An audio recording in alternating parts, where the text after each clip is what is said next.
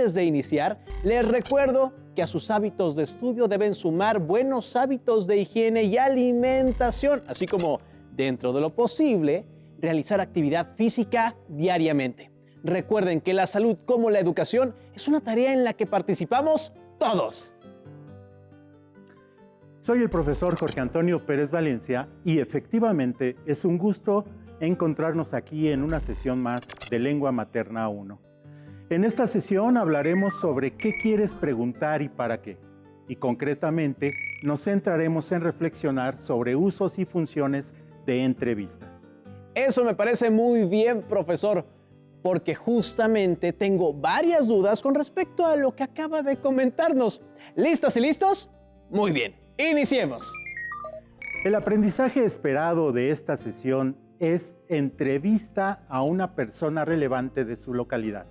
Y el propósito específico es reflexionar sobre usos y funciones de entrevistas, puesto que no todas las entrevistas cumplen la misma función ni se llevan a cabo con la misma intención. Los materiales que van a necesitar para esta sesión son su siempre confiable cuaderno y lápiz o bolígrafo para que puedan tomar notas. También podría ayudarles, tener a la mano, su libro de texto. Recuerden que todo lo que vean es para reforzar su conocimiento, así que les recomiendo llevar un registro de las dudas, inquietudes o dificultades que surjan al resolver los planteamientos, pues muchas de estas las podrán resolver al momento de consultar su libro de texto y revisar sus apuntes. Decías en la introducción de esta sesión que qué bueno que vamos a trabajar este aprendizaje. ¿A qué te referías? Profesor, pues mire, es que usted no está para saberlo, pero fíjese que en el barrio en el que vivo, vive también una señora ya mayor que es enfermera. Y bueno. Qué profesión tan noble y tan importante. Muy bien. ¿Y luego? Y entonces, sí, muy noble y muy importante, profesor, sobre todo para los que vivimos cerca de ella. Desde que yo vivo ahí, que son pues muchos años, todos los vecinos van a verla para que les pongan inyecciones o le limpie una curación. Bueno, me han contado que hasta niños ha traído al mundo. ¿Qué le parece?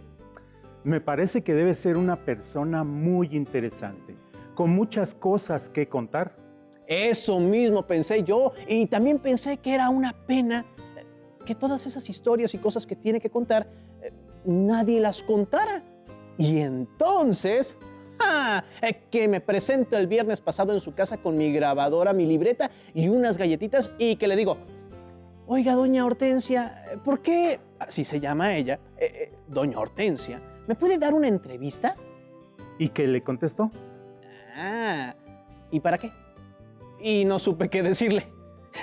Claro, porque es una pregunta que tiene muchas respuestas.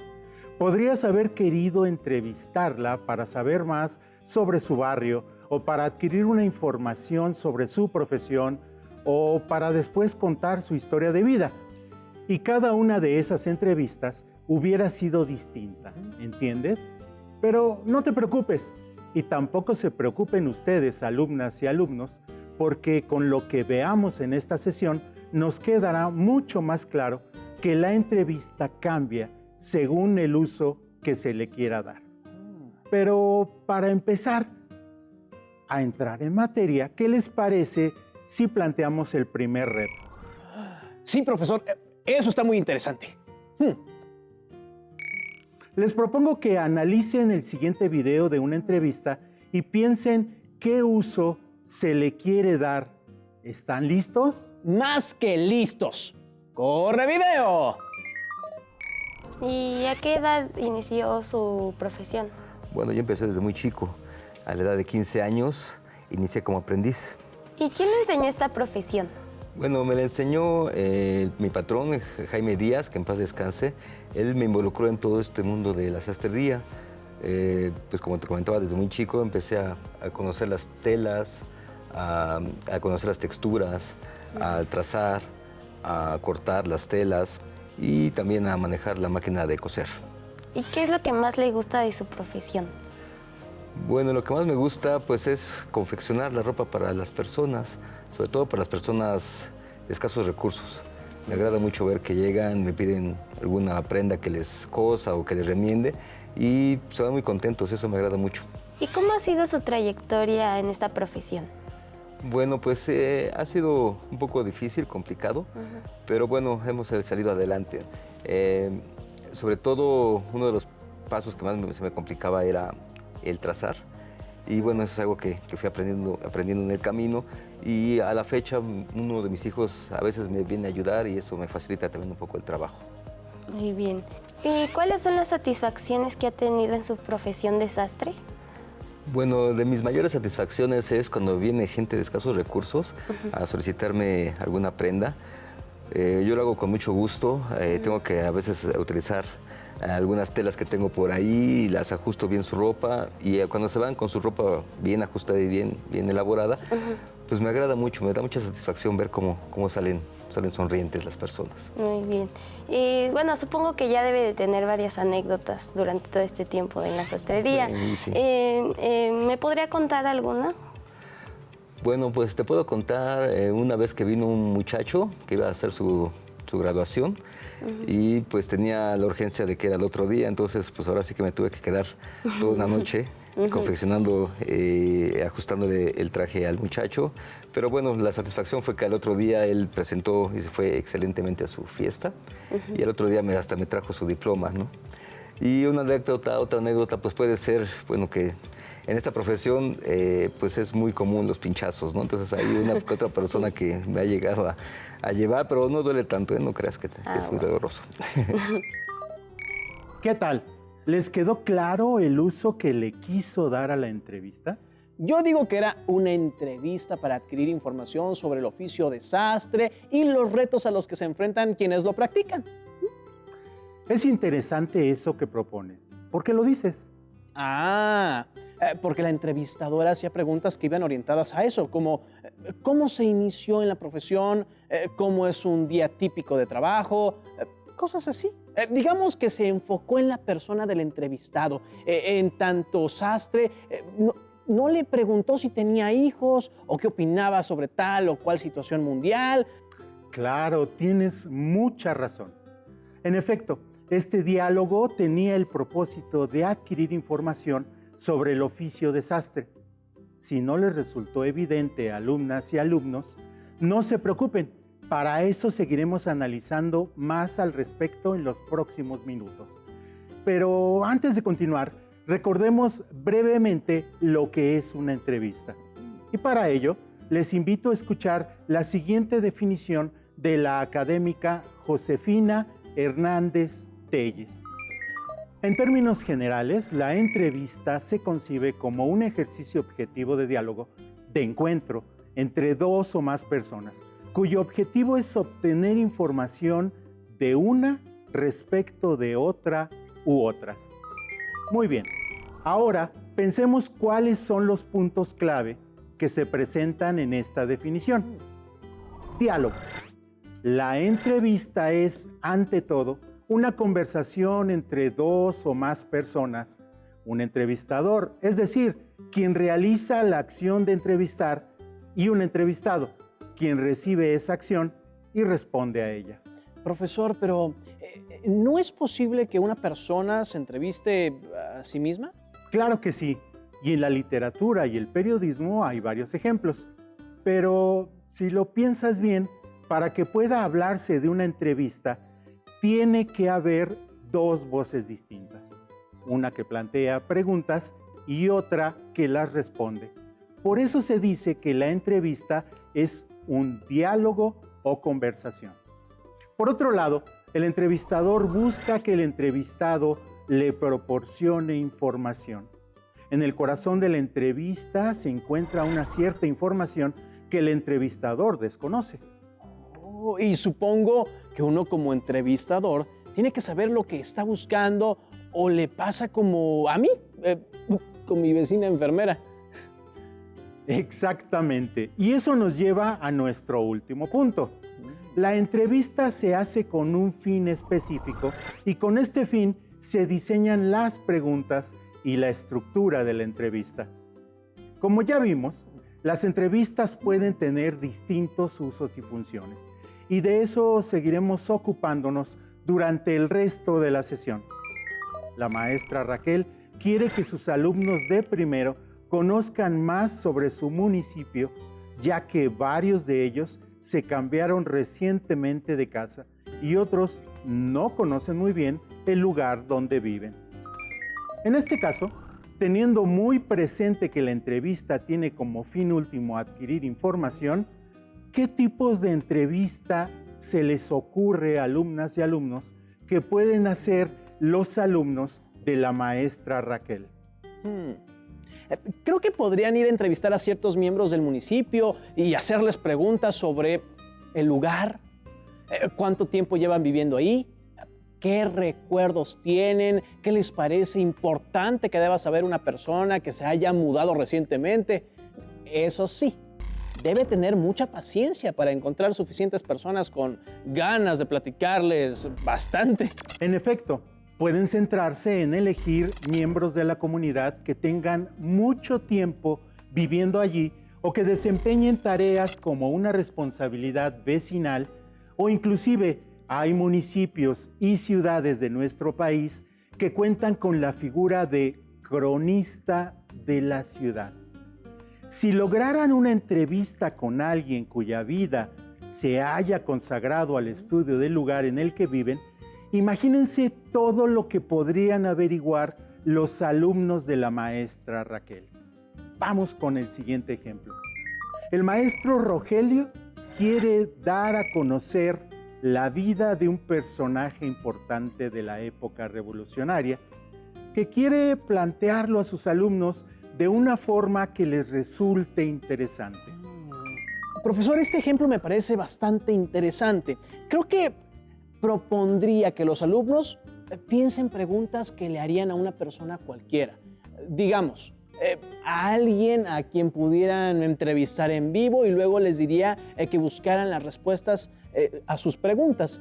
Me parecería muy interesante estudiar la vida de un héroe revolucionario desde ese punto de vista. Claro, en este caso, el uso que le daríamos a la entrevista sería el de ampliar nuestros conocimientos de historia y de personajes importantes de la vida de nuestro país. Un alumno de segundo grado se cambió de casa y se tuvo que incorporar a una nueva escuela. El tutor del grupo no quiere hacer la presentación típica que siempre se realiza cuando llega un alumno al salón y quiere hacer algo distinto. En este caso, el uso que se le da a la entrevista es el de conocer mejor a una persona que acaba de incorporarse a un grupo social. En este caso, la entrevista tendría un tono mucho menos formal y un formato mucho menos estructurado que el de una entrevista como la que vimos en el video. Pienso que si yo hubiera tenido que cambiarme de escuela en segundo, me hubiera gustado que mis compañeros me recibieran con una entrevista. Me hubiera hecho sentir que les importaba que estuviera ahí y que querían tomarse el trabajo de conocerme. Desde luego, porque las entrevistas también implican una cierta emotividad de la cual hablaremos más adelante con mayor detalle. Pero ahora las y los invito a que recapitulemos los usos que hemos revisado hasta ahora y veamos si se nos ocurren algunos nuevos. Aprender sobre el lugar en el que vivo. Ya lo veíamos con la maestra Raquel y sus alumnos recién llegados al municipio. Estudiar con mayor profundidad a personajes o hechos históricos. Si pensamos en el personaje como una persona y la entrevistamos de esa forma, podemos aprender otras cosas. Conocer mejor a una persona, como al alumno de segundo grado, adquirir información sobre un oficio, como el sastre que veíamos al principio, indagar sobre un acontecimiento de interés para la comunidad. Pienso que si de pronto sucede algo en la escuela o en los sitios aledaños a la escuela, podríamos preguntar a las autoridades para informar a nuestros compañeros. Compartir los conocimientos de un especialista sobre una disciplina o un fenómeno específico. Este último no lo entendí muy bien, profesor. Es similar a lo que sucede con tu vecina enfermera. Ella es una especialista en una profesión, la enfermería, y alguno de tus vecinos en edad escolar podría entrevistarla y utilizarla como fuente para un proyecto de investigación. Ah, ¿eso se puede, profesor? Bueno, usar las entrevistas como fuentes de información. ¿Y se puede aprender de las entrevistas aunque no sea uno el entrevistador? Qué atinadas preguntas. Comenzaré respondiendo la segunda. Claro que se puede. Una de las funciones de la entrevista es la de adquirir y dar a conocer información. Si leemos una entrevista en el periódico, por ejemplo, podemos adquirir información que además puede estar complementada por ciertas acotaciones del entrevistador que tal vez da contexto a ciertas respuestas o menciona detalles sobre los gestos o las actitudes del entrevistado. En el caso de los programas de televisión o las películas, existe el género documental. Por ejemplo, donde se echa mano de la entrevista como una fuente de información fundamental. Claro, a mí me gusta ver programas donde entrevistan a especialistas en historia. He aprendido muchas cosas. Es un buen ejemplo. Recuerden, alumnas y alumnos, que la entrevista da información a quien la realiza, la contempla o la lee. Y claro, siempre y cuando la fuente sea confiable y se apegue a los criterios académicos, puede utilizarse como fuente de información para una investigación o cualquier trabajo en el aula. Eso no se me había ocurrido, profesor. Sí me gusta escuchar o ver entrevistas para informarme, pero no había pensado que una entrevista puede servir como una fuente de información en un trabajo escolar. Pues claro que sí, y para que nos quede más claro, vamos a plantear el segundo reto de la sesión. Alumnas y alumnos, les invito a que pongan mucha atención al siguiente video. Y mientras lo hacen, piensen qué uso podrían darle a la información que está proporcionando el especialista. ¿Listas y listos? ¡Adelante! ¿Cuáles son los errores de la cocina? Errores inocentes que cualquiera le pueden suceder. La cocina es un lugar muy peligroso. Pues se trabaja con aceite hirviendo, caramelos, fuegos. Entonces hay que tener mucho cuidado. Si tienes aceite caliente y le cae agua, puedes provocar un incendio. Aunque se escuche raro, pero eso pasa. Explota el agua ahí y se prende. No sé. Ahora el caramelo, son quemadas horribles. Si te cae, se te queda pegada en la piel, eso es lo peligroso del caramelo. Y al quitártelo, pues sale con todo y piel. Hay que tener mucho cuidado. Si tú vas a pasar por atrás de un cocinero que está ahí trabajando en la cocina caliente, hay que avisarle, voy atrás. ¿Cuáles son las medidas básicas de seguridad dentro de la cocina? Pues la seguridad comienza desde la vestimenta. Los zapatos que usan los cocineros son sin agujetas y sin velcro. Son así para que si te cae algo caliente, puedas aventar el zapato y pues no seguirte quemando. Hay que seguir las medidas que nos da esta protección civil, que son tener pisos antiderrapantes, de ley hay que tener un extintor, hay que tener botiquín de primeros auxilios. Lo ideal sería que tener un curso de primeros auxilios, todos los que están ahí trabajando. ¡Qué barbaridad! Nunca me hubiera imaginado que en las cocinas se corría tanto peligro, profesor. No, ¿verdad? A mí me llama la atención el hecho de que el diseño de cada una de las prendas que utilizan las personas que trabajan en cocinas tenga una razón de ser. A ustedes, alumnas y alumnos, ¿qué les llamó la atención? ¿Aprendieron algo nuevo? Y pensando en el reto que planteábamos, ¿qué uso podrían darle a esta entrevista? Yo pensé que podría ser una investigación sobre la ropa que se utiliza en ciertos oficios y su razón de ser. Podría entrevistar a varias personas y desde luego usaría esta entrevista del chef. Muy buena idea. A ustedes, alumnas y alumnos, ¿qué se les ocurrió? Anoten su respuesta y después compártanla con sus familiares y compañeros y platiquen con ellos lo que aprendieron con este pequeño fragmento de entrevista. Ahora vamos a algo que había quedado pendiente. Si recuerdan, cuando hablamos de la definición de entrevista, mencionamos las palabras diálogo y conversación. Y yo les pregunto, ¿cuál es un elemento indispensable para una buena conversación? Pues se me ocurre que la confianza, ¿no, profesor? Y la empatía. ¿Ah?